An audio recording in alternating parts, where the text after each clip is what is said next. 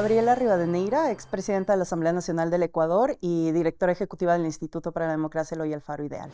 Me parece que lo de Venezuela justamente denota una situación de absoluta ausencia de organismos internacionales, porque pensar que un gobierno pueda en alta mar atacar y bombardear una barca, desaparecerla prácticamente, anunciar simplemente que era una barca cargada de droga de la que no se tiene evidencia y que nadie diga nada ni haga nada, es que entonces la ausencia de las organizaciones y el debilitamiento profundo, por ejemplo, de los organismos como las Naciones Unidas, es absolutamente evidente. O sea, volver a pensar que en pleno siglo XXI, después de un debate profundísimo sobre la multipolaridad, volver a creer que hay un dueño de la verdad y de las acciones que se cometen sobre nuestros pueblos, digo, es algo paradójico y que nos llama la atención. Y el caso venezolano, digamos, más allá, yo siempre me refiero a que más allá que nos guste o no las formas de un gobernante, que eso nada tiene que ver con nosotros, es su pueblo lo que le elige. Estamos además respetando la autodeterminación de los pueblos y los procesos de cada uno de los pueblos. Más allá de eso, hay que saber que lo que está de fondo y lo que realmente interesa es que en la batalla de la geoeconomía Estados Unidos necesita los recursos del sur. Ya lo han dicho descaradamente varias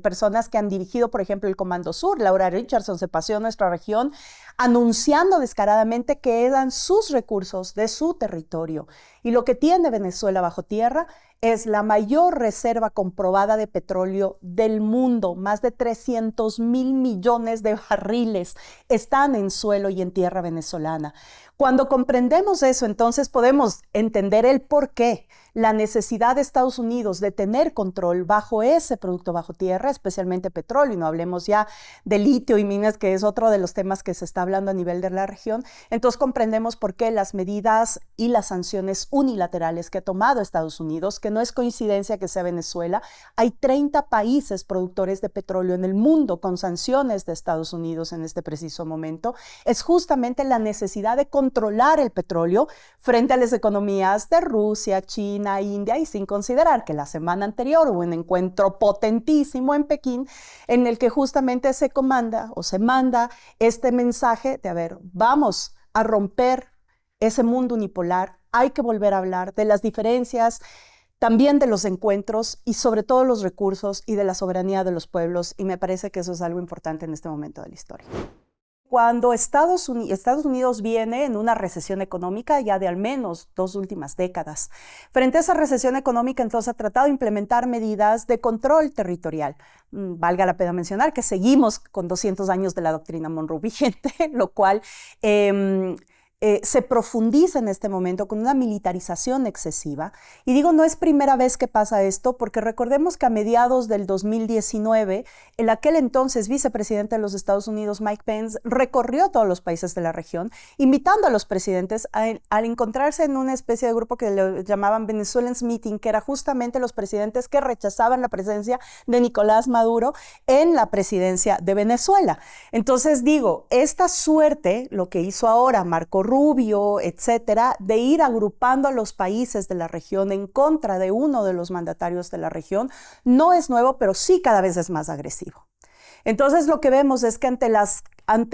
las sanciones, que además por supuesto que funcionan a nivel social y humanitario, pero que no funcionan a nivel de relación del mundo, entonces es como que se exaspera más la necesidad de ese control, y lo que tienes entonces ahora es medidas unilaterales, una sanción al tema migratorio producidas por la presión económica que producen esas medidas y sanciones unilaterales, pero además tienes el intento de cercar y acorralar a un gobierno. Pasó a inicios de este año cuando Estados Unidos quiso prácticamente usurpar y valorar una parte de la franja petrolífica del Orinoco, pasando una parte petrolera a Guyana, donde tienen control militar absoluto. Recién en ese entonces mucha gente de América Latina se enteraba que Venezuela limitaba con Guyana y que Guyana era parte de América del Sur. Es una de las cosas que yo digo, a veces invisibilizamos tanto estos temas de detalle y son necesarios ponerlos para que sobre todo las personas, la ciudadanía, la militancia, quienes hacemos hacemos activismo por los derechos humanos,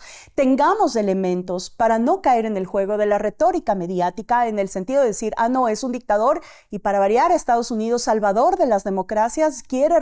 recuperar la democracia de un pueblo cuando lo que realmente necesita es recuperar el petróleo, que además en México lo sabemos bien, la nacionalización del petróleo significa soberanía y también significa recursos para el desarrollo. En Venezuela el petróleo fue nacionalizado en 1976, me parece, donde se crea justamente la empresa nacional petrolera. Y desde ese momento el petróleo de Venezuela es para Venezuela y para el desarrollo de las y los venezolanos. Y eso no gusta a todo el mundo, pero además hay un agravante, que en esta franja, que además Venezuela tiene la ventaja, digamos, de estar en el Caribe y eso le permite tener mayor nivel de comercialización, especialmente con Europa, Asia, etcétera, África. También los países de la franja petrocaribeña también se han visto muy afectados por el tema de las sanciones económicas. Veamos la realidad de Haití. El único país que financiaba proyectos de cooperación social para Haití era Venezuela antes de las sanciones. Entonces, cuando tú te pones a ver todo eso, es cuando solamente ahí puedes entender la gravedad del asunto que estamos viviendo, que no es si te gusta o no te gustan las formas de un mandatario, además al que lo pintaron como un conductor de bus ignorante. Cuando tú escuchas a Nicolás Maduro, y esta no es una defensa irrestricta, no, escúchalo. Y cuando tú lo escuchas, te das cuenta que realmente es una persona que no solamente ha resistido todos estos años de una embestida brutal, sino que su conocimiento le ha permitido llevar otro tipo de políticas para que Venezuela resista justamente a este embate. Entonces, no sé, una de las cosas que a mí me pareció sumamente interesante es cómo antes del bloqueo el 80% de los productos de la canasta básica venezolana eran importados. Después del bloqueo, hoy el 80%, si no están llegando al 90% o un poco más, de productos de la canasta básica son productos venezolanos. O sea, han dado la vuelta y han buscado alternativas para que el bloqueo no termine de exterminar a un pueblo, porque lo que estamos hablando es un pueblo bloqueado, así como ya lo venimos hablando ya cerca de 70 años para Cuba, es acceso a tecnología, es medicina, es todo lo que tiene que ver productos básicos, etcétera. Todo eso son los rezagos de un bloqueo. Por eso es que tenemos que denunciarlo permanentemente, porque ningún país, bajo ninguna circunstancia, puede tener medidas unilaterales y sanciones unilaterales de bloqueo en un mundo que se está reconfigurando y donde además del agravante de la crisis climática y la crisis global, te pone aún más feroz la batalla del capitalismo sobre este tipo de economías. Arrancamos el siglo XXI con una tendencia de gobiernos de izquierda que privilegiaron otro tipo de relación. Por ejemplo, el bloque de Sudamérica empezó a relacionarse como bloque con el mundo. Mientras nosotros dábamos pasos muy avanzados en la integración, mientras veíamos esas fotos que nos llenaban de orgullo entre Chávez, Néstor, Cristina, Correa, Evo, etcétera, abajo estaban implementando y triplicando presencia militar, por ejemplo, en Panamá, ahora que lo mencionas. En Panamá triplicaron presencia militar norteamericana, se quintuplicó presencia militar en Guyana, por ejemplo, y se empezó a fortalecer los nexos en las bases militares de Estados Unidos. Estados Unidos tiene a nivel mundo más de 800 bases militares reconocidas por el Pentágono, sin reconocer todas las que no constan que no son parte del documento del Pentágono, es decir, todas las que son cooperaciones militares por fuera de una base militar. En América Central y América del Sur hay cerca de 500 bases militares instauradas, ¿no? Entonces, hablar justamente del tema militar, que antes se concentraba en los anillos petroleros principalmente, ahora también han ampliado su rango de acción y, por ejemplo, países que tienen litio y que es este famoso triángulo de litio, también empezamos a ver movimiento militar a través de estos recursos y de estas reservas. O no hablemos del tema de agua dulce, que ya en pocos años vamos a ver los nuevos conflictos mundiales por el tema del acceso al agua dulce. Entonces los recursos naturales toman un rol preponderante en la relación geoeconómica y geopolítica. Y ante eso tú vas viendo cómo este militarismo norteamericano va acercando y va acercándose a estos sectores económicos. Por eso es que no es casual que después de esta primera tendencia de gobiernos de izquierda venga una arremetida tan fuerte, cargada de guerra judicial. Yo prefiero llamarle así a lawfare, que le han querido vender, la guerra judicial, que te proscribe esa posibilidad, no solamente de tener a quién elegir y ser elegido, que es lo que ha pasado con Rafael Correa, lo que pasa ahora con Cristina Fernández de Kirchner, lo que pasó con Lula da Silva, sino que además te implementa justamente ese nuevo control militar. Ahora somos más dependientes, porque además viene una nueva amenaza, que es el crimen organizado alrededor del narcotráfico. Cuando nosotros vemos el desarrollo de Ecuador, Bolivia, Perú, Chile, Argentina, cómo está ampliándose la red de crimen organizado, además cómo se fortalece la presencia de la DEA y del Comando Sur, pero además cómo hay una ausencia cada vez más efectiva del Estado en el caso de países que son gobernados por gobiernos de derecha. Entonces tú entiendes que la nueva dinámica y la nueva amenaza para la región es este tema de acusar de narcogobiernos, venir a garantizar, a tener las garantías de combatir al narcogobierno a través del militarismo norteamericano y del financiamiento del Fondo Monetario Internacional. Es decir, no pierden por ningún lado, es un negocio redondo. Y ante eso, si es que nosotros no ponemos este contexto de análisis, la defensa irrestricta de los gobiernos, como ahora el del propio Lula da Silva en Brasil, el de Gustavo Petro en Colombia, que además no deja de tener arremetidas diarias en contra de su gobierno, el gobierno de la presidenta Claudia Sheinbaum, el gobierno en Honduras de Xiomara, que además es hasta el momento el único que garantizaría una continuidad de gobierno con Rick Moncada, tú ves entonces que esta configuración sí te desgrana y que el próximo periodo de los gobernantes vamos a estar entre estas derechas cada vez más violentas, más radicalizadas, más fascistas, porque ahora lo que tenemos con Donald Trump a la cabeza es el afianzamiento de estas fuerzas de derecha en rasgos fascistas y violentos frente a gobiernos de izquierda que muy pocos toman posturas de izquierda y tienden a flexibilizarse hacia el centro, que terminan, como Chile, por ejemplo, en este momento, perdiendo las oportunidades históricas de una transformación social. Y en todo esto, la dichosa mano invisible es la que sigue justamente manipulando la reacción, los sentires y la conformación también de percepciones sociales que nos llevan muchas veces a naturalizar que estas cosas pasen en nuestros territorios. Lo de Ecuador es doloroso porque no hemos visto un país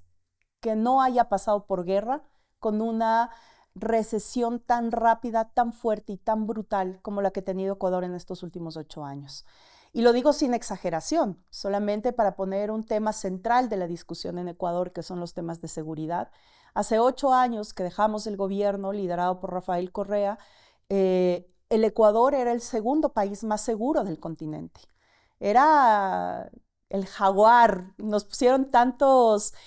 sobrenombres a nivel mundo para demostrar que era un país que además era el que más rápido logró bajar brechas de desigualdad en poco tiempo. Ecuador somos una población que estamos llegando ahora a los 19 millones de personas. Ciudad de México tiene esa población, ese es Ecuador. Pero en ese Ecuador de 19 millones de personas, cerca de 3 millones salieron de la pobreza y la pobreza extrema. Y esto es un tema complejo en la región también de analizarlo, porque si bien es cierto, todos nuestros gobiernos apostamos por la salida de la pobreza a través de la redistribución de la riqueza como fundamento básico de justicia social, tenemos entonces que alimentamos clases medias no consolidadas, y esas clases medias no consolidadas son como un círculo vicioso. Salimos de la pobreza, nos acomodamos mejor y votamos por quien nos ofrece más, porque el instinto humano así te lo dice. Y resulta que terminamos votando por la derecha y esa derecha te retrocede nuevamente a estados de pobreza, y es un círculo del que el argentino José Pablo Feynman nos hablaba muchísimo, un círculo vicioso de las clases medias no consolidadas. Eso pasa en la región y estamos en un ida y vuelta de indicadores de algunas temporadas en las que mejoramos, en otras en las que retrocedemos. Bueno, Ecuador retrocedió tanto que 8 años después, el Ecuador es el país más inseguro y violento del continente, con más de 50 homicidios violentos por cada 100,000 habitantes. Es una ruptura además del tejido social tan dolorosa, porque lo que tuvimos a inicios de este año es que diariamente 3 niños y adolescentes desaparecían o en manos del crimen organizado o eran asesinados o desaparecidos. Cuando tú ves esa realidad, entonces ves lo nefasta que es la derecha, violenta cuando llega a un territorio, y por eso yo digo, hay que cuidar tanto los procesos políticos, pero además los procesos sociales que se gestan con las avanzadas, porque la derecha arrasa con todo. No importa si cambiaste la Constitución, no importa si tus derechos están garantizados en la Constitución. Cuando la derecha llega no le importa nada. Y hoy tenemos una de las mayores tasas de desempleo más grandes en la historia de nuestro país, olas migratorias que son brutales porque la gente no tiene alternativas, no solo laborales, sino ahora de vida. Hay territorios completamente tomados por el narco. Hablemos, por ejemplo, de una provincia que es fantástica, que es conocida como la provincia verde de Esmeraldas. En el límite entre Ecuador y Colombia está totalmente tomada por el narcotráfico y el crimen organizado. Cuando tú ves entonces estas realidades, es que te impacta la forma en la que además la guerra judicial sigue siendo utilizada para judicializar a cualquier actor político de oposición que denuncie estas atrocidades adentro y hacia afuera, cualquier intento de movilización, y tú lo que tienes es a un niño rico jugando a gobernar una cosa que no entiende, porque viene del sector empresarial, porque seguramente es su primer trabajo formal. Y lo digo además porque estamos hablando del hijo de la persona más rica del Ecuador, la mayor deudora del fisco además, y dueña de una corporación de importación y exportación que controla la economía del país y que además tiene algunas investigaciones en Europa. Su familia y su consorcio, que son los principales exportadores de banano del Ecuador, donde se han encontrado cargamentos de banano con cocaína entrando a Europa ligados a la familia del presidente de Ecuador. Entonces, realmente el grado de ruptura del tejido social, de la desinstitucionalización acelerada que hemos tenido en el Ecuador, te deja sin opciones y la población cada vez está más desesperanzada. Y ahí también, digamos, que es una oportunidad y debería ser una oportunidad de volver a reconectar y volver a llamar a la organización política y social. Vimos en estos últimos días como en Argentina se dio un gesto importantísimo por parte de la gente castigando estas medidas de austeridad y de apretar tanto al pueblo que la gente sale a las urnas también como un desfogue en ese sentido. Y vimos cómo la provincia de Buenos Aires está recuperando justamente a través del Frente de la Patria un poco de esa esperanza de recuperación del país. Pero son procesos duros, son procesos largos, son procesos que van a costar mucho tiempo recuperarlos. Digo, al final la esperanza es lo último que podemos perder, pero la región, Álvaro García Linera lo decía en algún momento, me temo que estas idas y vueltas de derechas e izquierdas en ciclos cada vez más cortos, pero cada vez menos sólidos, va a durar al menos 20 años. Estamos hablando de 2 décadas de un ida y venir de pueblos que no tienen sostenibilidad, que no saben qué va a pasar el día de mañana y donde nadie les está garantizando derechos. Y estoy hablando por el caso ecuatoriano o el caso peruano o ahora el caso boliviano, que vamos a ver además que con el gobierno que se viene, ya sea de derecha o de extrema derecha, porque ahí es las dos opciones, vamos a ver que la pelea de litio va a ser mucho más fuerte. Donde hay riqueza, hay corrupción, y donde hay corrupción siempre hay una mano de dominación, y lastimosamente esa mano de dominación siempre nos lleva al gobierno de Estados Unidos de Norteamérica. Tenemos que ser optimistas y llamar al optimismo dentro de todo. Volver a las bases, a la comunidad, al barrio, las ollas comunitarias, la profunda solidaridad que existe en nuestros pueblos, nos muestra que hay optimismo. Ahora el asunto es por dónde canalizamos ese optimismo. Y el tema es la responsabilidad política que tenemos cierta clase dirigencial de la política regional de izquierda. No podemos abandonar el debate y yo creo que ese es uno de los retos más fuertes. No podemos abandonar el debate de clase, el debate de instinto, el debate de sobrevivencia, pero sobre todo el debate ideológico que abarca todo esto. No podemos ser tibios, porque lo tibio, como dice el dicho, pues tibio en el café, así de simple. La tibieza no te lleva a ningún lado y trae rezagos muy fuertes para nuestros pueblos. Y cuando yo hablo de la radicalización, hablo, por ejemplo, de México, que nos enseña desde Andrés Manuel López Obrador hasta hoy Claudia Sheinbaum, que la radicalización tiene que ser humanista y que cuando nos encontramos en el humanismo, entonces puedes volver a reencontrarte con tu comunidad, pero también con el ambiente. Somos la primera generación que está sintiendo los cambios drásticos de la crisis climática, pero también somos la última que puede hacer algo. Y eso es lo más tortuoso y una carga mayor, porque si esta generación no hace algo real y pragmático frente a la crisis climática, nuestras futuras generaciones van a vivir estrés hídrico, van a vivir niveles de contaminación brutales y cada vez más vamos a ver degradada esa crisis climática en la propia población, en el aumento de la pobreza. Porque además la crisis climática quien más afecta son a los más pobres y entre eso a las más pobres. Entonces, siendo optimista, hay que saber por dónde canalizar y yo creo que ese es el debate que nos lleva ahora a la región y los diferentes espacios en los que estamos participando, ver por dónde llevamos esa canalización del optimismo, de la esperanza y de la lucha que no puede parar, no debe parar. ¿Y qué sería entonces si es que no hubieran los seres humanos que siguen luchando en esta vida? Así que con optimismo, con mucha pasión, a seguir enfrentando los monstruos más brutales que aún vamos a seguir viendo en este trayecto de vida. Soy Gabriela Rivadeneira, directora del Instituto Ideal, expresidenta de la Asamblea Nacional del Ecuador, y tenemos conversaciones sumamente interesantes, por eso no te puedes perder todos los capítulos de análisis político, pero además de noticias, todo lo que trae la 4TV, así que no te lo pierdas para seguir debatiendo, seguir luchando y seguir buscando esa esperanza necesaria para la vida. Un abrazo a todas y todos.